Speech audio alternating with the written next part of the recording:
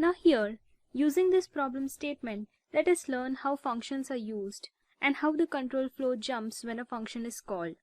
Here, let us calculate the sum of the two numbers by using functions. Before that, we would also be practicing some of the common functions and understand how the control flow jumps when a function is called and when a function is returned. Let us first include a header file and start with our main function. Now, before main function, I would define one function named void greet, which will not be taking any parameters and would print the statement good morning. This keyword void represents that this function would return nothing, and as we can see inside the function, it returns no value. That means it returns void. The function name here is greet and followed with round brackets with no parameters. And the instructions inside the function is a printf statement.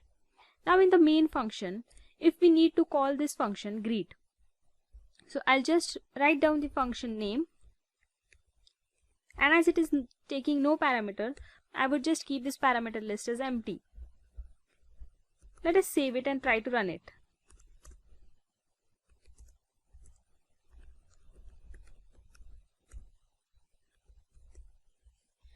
So we got the statement good morning. Now here, the control flow first comes in main during the start of the program, then it encounters this function call, that is greet function call. Then the control flow searches for the greet function, so it comes here within the definition. It executes these statements, and as it encounters a curly brace, closing curly brace, that means the function has ended. So the control flow again goes back to the called function, that is main, and execute the statement that is written next to the function call. So here nothing is written, so it encounters a closed curly brace of the main function, that means it will stop the execution. This is how control flow works for function. Now let us write a function to add two integers. Let me first define two integers, let's say a and b, and also integer result, which would be storing the result of the sum of these two integers. Let us first decide the value of a and b as 5 and let's say 2. I would define a function void add. Now here we will call the add function and pass the parameters, as we need 5 and 2 to be accessible in add function. So we need to pass a and b as parameter. So I would pass a and b as parameter, and also I need the result variable, so I will pass the result variable too. Now this is the function call. The parameters which I have specified while calling the function are called as the actual parameter. Here a, b and result are the actual parameter. Now let us define the formal parameter, that is the parameter list in the function definition. So it would be int x, int y, int z, r let's say.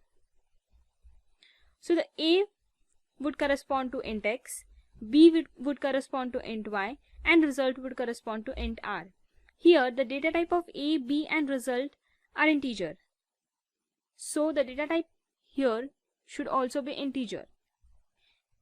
And the corresponding mapping of these parameters should be same. That is, the formal parameter and actual parameter have data types same sequentially. So let us write the logic. Let's say r is equals to x plus y.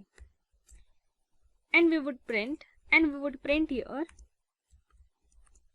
%d, that is the value of result. Now here we have just passed the value of a, b and result, which gets copied in the stack frame of these function in x, y, r respectively.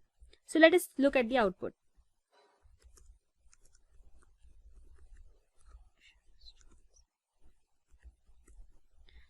We got the result as 0.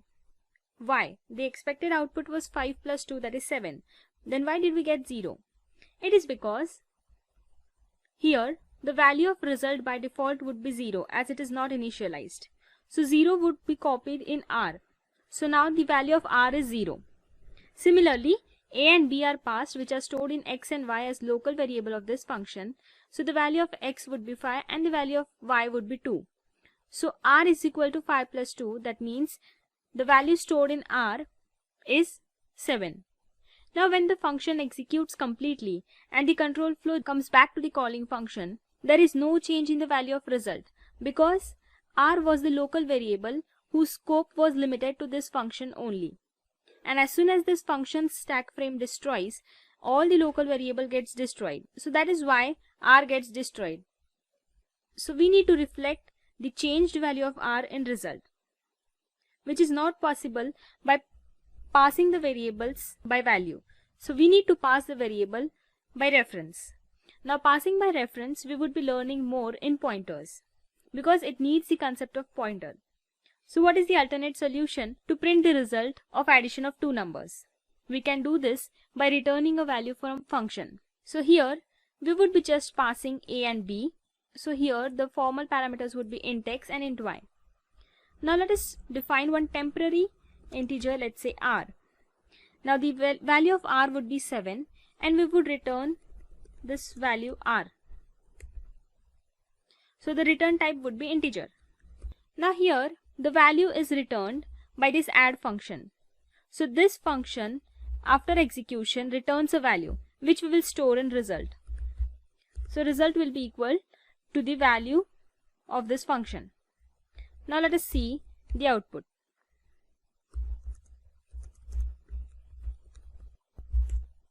We got the result as 7, which is the expected output. So this is how the values are passed, where we need to reflect the changes in some of the variable. So that variable is created temporarily in the function and it is returned, which is then eventually stored in the required variable in main function. In the next coming lesson, that is jump statements, we would be learning what are jump statements and types of jump statements with their syntax.